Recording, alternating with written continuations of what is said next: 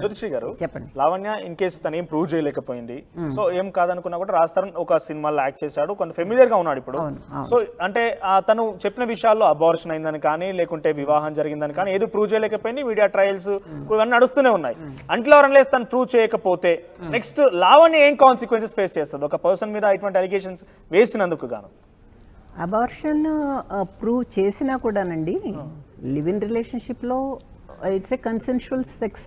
Okay, she could have gotten pregnant and gone for an abortion. Okay, so that doesn't mean anything. Okay, ఇప్పుడు అది పెళ్ళి I mean ఆవిడ pregnancy continue చేసి పిల్లలు పుడితే they'll be children out of live in relationship. Okay, so దానివల్ల ఆవిడ నాకు పెళ్ళైపోయింది కాబట్టి నేను పిల్లల్ని కన్నాను అనటానికి వీల్లేదు. అబార్షన్ ప్రూవ్ చేసినా కూడా ఇది లివ్ ఇన్ రిలేషన్షిప్ కాదు, మ్యారేజ్ అనేది ఆవిడ ప్రూవ్ చేయలేరు. అతను ప్రూవ్ చేయలేదు, ఇది కూడా ప్రూవ్ చేయలేదు. అంటే తను చెప్పిన మాటలకి కొంత డిఫరెంట్ గా ఉంది అక్కడ. ఇప్పుడు ఏది కూడా తను ఐ మీన్ ఈ మ్యారేజ్ ప్రూవ్ చేయటం కానీ ఆ 493 సెక్షన్ కానీ అక్కడ కేసులో ఏమీ నిలవలేదు అనుకోండి, ఆవిడ మీద ఈయన డిఫమేషన్ వేయొచ్చు, ఇంకా అంతే, డిఫమేషన్ వేయొచ్చు ప్రాబబ్లీ. కానీ 11 years కలిసి ఉన్న తర్వాత మనిషి ఇమోషనల్ అండ్ సెంటిమెంటల్గా ఆవిడ బయటకు వచ్చి out burst. It's understandable from a spouse, I mean who thinks that she is cheated. There is no cheating because they are both consenting adults. ఇప్పుడు తల్లిదండ్రులను తీసుకురావాల్సింది ఏంటో కూడా నాకు అర్థం కావట్లా. వాళ్ళిద్దరూ వాళ్ళ own life, they are leading their own life. వాళ్ళ తల్లిదండ్రులు ఏం చేస్తారండి, మీరు ఇలా ఉండండి, మీరు పెళ్లి చేసుకోకుండా అని ఎవరైనా సలహా చెప్తారా? ఇప్పుడు వీళ్ళిద్దరు ఇష్టమై ఉన్నారు, ఇప్పుడు దానికి తల్లిదండ్రులను బాధ్యులను చేయాలి అంటాం. మీరు 16-17 ఏళ్ల వయసులో ఏమైనా చేస్తే గానీ వచ్చి వాళ్ళతో కలిసి ఉన్నారు, అందరికీ తెలిసే విషయము. కానీ అది వాళ్ళు ఎందుకు ఆ రోజే తన కనుక లావణ్య తప్పు చేసి ఉంటే ఎందుకు మందలించలేకపోయారని అని కాదండి. ఇది Lavanya, she knows what she I mean what she is in, what she has been in. Drugs విషయంలో అది తెలియదండి అసలు. ఈ డ్రగ్స్ గురించి నేను చదవలేదు, rather probably I might have missed. So తనకున్నటువంటి యాక్టివిటీస్ ఏంటి? ఇప్పుడు తను 11 years అంటే ఓన్లీ డిఫేమేషన్ రాస్తాను యాక్టివిటీ ఒకటి ఉంది, ఒకవేళ ప్రూవ్ చేయకపోతే.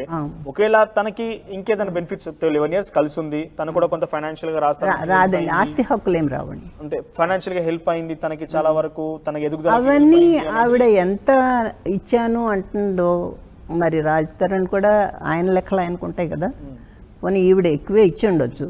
సో రికవరీ ఆఫ్ మనీ కింద వేసుకోవాలి తప్పితే అది కూడా ఈ రిలేషన్షిప్స్లో దాన్ని ఒక లోన్ అని దాన్ని రికవరీ అని చెప్పి అట్లాంటివి కూడా ఉండవు. ఎందుకంటే ఆవిడ ఎప్పుడో ఇచ్చి ఉండొచ్చు, 3 years తర్వాత రికవరీ ఆఫ్ మనీ కూడా ఉండదు.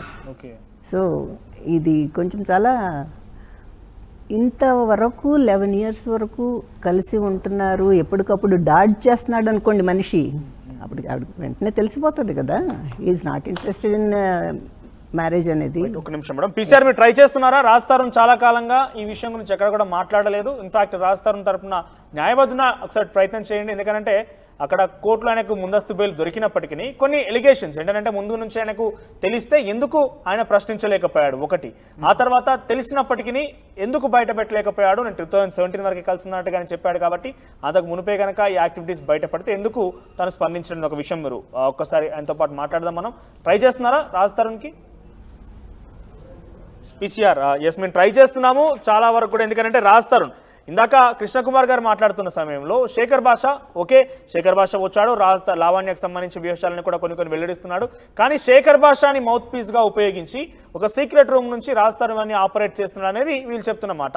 సో ఏదేమైనా కానివ్వండి, తర్వాత రేపు విచారణలో ఏమొస్తుంది, లావణ్య ప్రూవ్ చేస్తుందా చేయదా అనే విషయం పక్కన పెడితే ఆయన అన్నీ తెలిసి ఎందుకు మౌనంగా ఉన్నాడు అనేది, ఆయనకు స్పెషల్గా ఏమైనా బెనిఫిట్స్ పొందారా, లేదంటే ఆయనకి ఏమైనా స్పెషల్ అడ్వాంటేజ్ ఉందా, అసలు ఎందుకు ఈ రకంగా అనేది కొన్ని క్వశ్చన్స్ కూడా రైజ్ అవుతున్నాయి. మనం రాస్తారని ఒకసారి మాట్లాడడం, రాస్తారంతో మీరు ప్రయత్నం చేయండి. ఎస్ జ్యోతిశ్రీ గారు, కంప్లీట్ స్విచ్ ఆఫ్ వస్తుందా? ఎస్, కనీసం రాస్తారు తరపు న్యాయవాది మనతో పాటు ఎవరైనా అందుబాటులో ఉన్నా కూడా. ఎస్ జ్యోతిశ్రీ గారు, లావణ్య బిన్ బిట్వీన్ అంటే ఇక్కడ విషయం చూస్తే లావణ్య రాస్తారంతో కలిసింది ఓకే, ఆ తర్వాత లావణ్య తనకు తాను ఒక పిటిషన్ ఇచ్చింది. ఆ పిటిషన్లో ఒక అంశం ఏం పొందుపరిచిందంటే, ఒక మస్తాన్ సాయ్ అనే అబ్బాయితో ఆయన వెంట పడ్డాడు, నేను ఇద్దరం కలిసి మ్యూచువల్గా ఓకే అనుకున్నాం, కొన్ని రోజుల పాటు లవ్ ట్రావెల్ చేశాము, ఆ తర్వాత ఆయన మీద కూడా ఒక రేప్ అటెంప్ట్ అంటూ కూడా కేసు వేసింది. అదొక ఇష్యూ. ఇన్ బిట్వీన్ రాజ్ తరుణ్తో కలిసి ఉంటూనే ఈ ఇష్యూ జరిగింది. ఆ తర్వాత కూడా చింటూ అంటూ ఇంకో అబ్బాయితో ఏదో అఫేర్ కూడా ఉందంటే ఇటీవల కాలంలో ఒక ఆడియో బయటకు వచ్చింది. ఇన్ డీటెయిల్గా ఆడియోలో ఏం జరిగింది అనేది కూడా మనం వదిలిపెడితే సంథింగ్ ఆ అఫేర్ అనేది కనబడుతోంది. ఒకవేళ షీ ప్రూవ్స్ రాజ్ తరుణ్ నాకు పెళ్ళయిందని కానీ రాజ్ తరుణ్ నా మధ్యలో అబార్షన్ జరిగిందని ప్రూవ్ చేసినా కూడా మధ్యలో ఈ 2 అఫేర్స్ కొత్తగా కనబడుతున్నాయి కాబట్టి రాజ్ తరుణ్ ఏం క్లెయిమ్ చేయొచ్చు, లావణ్య ఎటువంటి విధంగా బెనిఫిట్స్ పొందే అవకాశం ఉంటుంది? ఎందుకంటే ఇక్కడ మరొక 2 క్యారెక్టర్స్ కూడా మధ్యలో వచ్చి ఇవన్నీ చాలా హైపోథెటికల్ క్వశ్చన్స్ అండి. And character assassination probably that's a very bad thing. లీగల్గా మాత్రం మాట్లాడాలి అంటే వాళ్ళిద్దరూ భార్యాభర్తలు అయితే కనుక అడల్టరీ కేసు అవుతుందండి, నథింగ్ మోర్. అడల్టరీ కేసు ఒకటి అక్కడితో ఫుల్ స్టాప్ అంతే. సో అంటే తను మళ్ళీ తిరిగి నాకు రాజ్ తరుణ్ కావాలి అని ఎక్స్పెక్ట్ చేస్తుంది. అది పాసిబుల్ కోర్టు నుంచి నాకు తెలిసి పాసిబుల్ కాదు. లీగల్గా ఒక ఫోర్స్ఫుల్గా తీసుకొచ్చి పెట్టినట్టు మనం చేయలేమండి. ఓకే, ఇదేమి కిడ్నాప్ చేసి 14 ఏళ్ళు రూమ్లో బంధించి అట్లాంటిది కాదు కదండి. సో కృష్ణకాంత్ గారు ఫస్ట్ నుంచి మీరు ఫాలోఅప్ చేస్తున్నారు. సో ఇప్పుడు నెక్స్ట్ ఏం కాబోతుంది, ఏం ఎక్స్పెక్ట్ చేయొచ్చు ఫర్దర్గా? అంటే నేను ఇంతకుముందు చెప్పినట్టు generally if just on the pretext of marriage ఇలా కన్సెన్సస్ మీద ఇన్ని రోజులు ఉండి ఇప్పుడు వచ్చి లాస్ట్ మూమెంట్లో చీటింగ్ చేశారు అది చేశారని చెప్పి పెడితే ఇలాంటి కేసెస్ నిలవు. Generally there are so many presidents. రీసెంట్గా కూడా స్టేట్ ఆఫ్ మహారాష్ట్రలో కానీ అలాంటి వాటిలో కూడా సుప్రీంకోర్టు వీటిని రిటాలియేట్ చేసి చెప్పింది, ఉమెన్ అట్లా ఫాల్స్ కేసెస్ పెట్టి ఇలా చేస్తే ఇన్ని రోజులు రిలేషన్షిప్లో కన్సెన్షువల్ రిలేషన్షిప్లు ఉన్న తర్వాత ఇప్పుడు లాస్ట్ మూమెంట్లో వచ్చి దాన్ని రేప్ కిందనో లేకపోతే చీటింగ్ కిందనో మార్చడానికి లేదు అని చెప్పి మెన్స్కి మెన్ రైట్స్కి ఫేవరబుల్గానే చెప్పారనమాట. సో అలా ఉన్నప్పుడు మ్యాక్సిమం ఈ కేసులో కూడా if Lavanya fails to show that Raj Tarun has an intent since from the beginning, పెళ్ళి అనే ప్రిటెక్స్తో ఈమెను మోసం చేసి పెళ్ళని చూపించి ఆశ చూపించి దాని పరంగానే మోసం చేసి మనం వాడుకున్నాడని మాకు గట్టిగా ప్రూవ్ చేయగలిగితే ఈ కేసు నిలుస్తుంది, లేకపోతే నిలవదు 100%. ఈ కేసు పరంగా అయితే నేను చెప్పగలుగుతా. ఇంకా నార్కోటిక్స్కి దానికి రాజ్ తరుణ్కి సంబంధం ఉందా లేదా, పోలీస్ అందులో ఎందుకు ఈయన పార్టీ చేయలేదు, ఇవన్నీ దట్స్ అ డిఫరెంట్ స్టోరీ.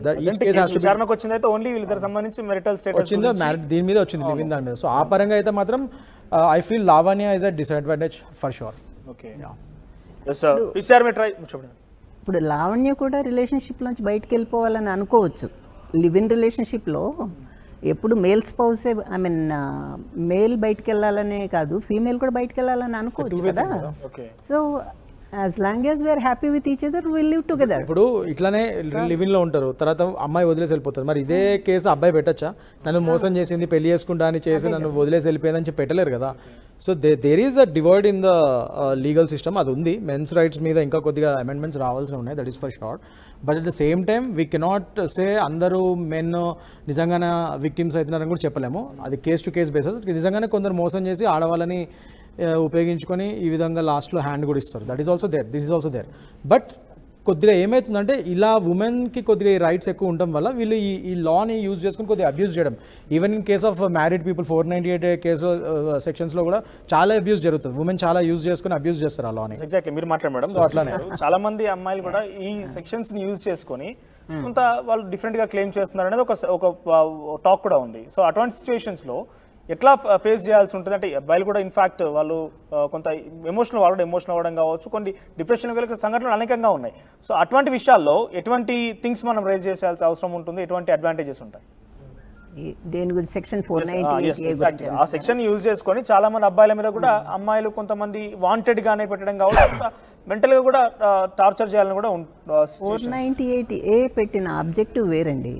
ఇక్కడ ఏంటంటే చాలా చూస్తూ ఉన్నాం మనం. అప్పుడు I mean 20 years ago 30 years ago ఆడపిల్లలు పెళ్ళైన వెంటనే మళ్ళీ కట్నం అని చెప్పేసి దాంట్లో ఎంతోమంది విదిన్ ఎ ఇయర్ 2 years చనిపోయిన వాళ్ళు చాలామంది ఉన్నారు. వాళ్ళ కోసం అని చెప్పి పెట్టిన 498A అది టోటల్లీ అబ్యూస్కి గురవుతుంది, అది దాంట్లో డౌట్ లేదండి. మిస్యూజ్ చేస్తున్న వాళ్ళందరూ కూడా ఐ మీన్ అదొక వెపన్ కింద వాడుతున్నారు. అసలు ఎవరైతే ఆ హింసకు గురవుతున్నారో అప్రెస్డ్ వాళ్ళు మాత్రం అది వాడుకోలేకపోతున్నారు. వాళ్ళకి ఇంకా తెలియకుండానే ఉంది, మా జీవితం ఇంతే ఆడవాళ్ళలో వాళ్ళది ఉపయోగించుకోలేకపోతున్నారు లేకపోతున్నారు. కానీ ఈ వేరే ఆడవాళ్ళు ఎవరైతే దాన్ని అబ్యూస్ చేద్దాం అనుకుంటున్నారో వాళ్ళు దాన్ని బాగా పెట్టి హెరాస్ చేయగలుగుతున్నారు మొగోళ్ళు.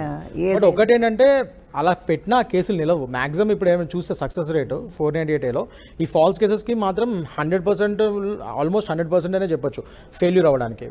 If it's a false case definitely అది నిలవదు కోర్టులో. మ్యాక్సిమం అవి they won't see light of the day for sure.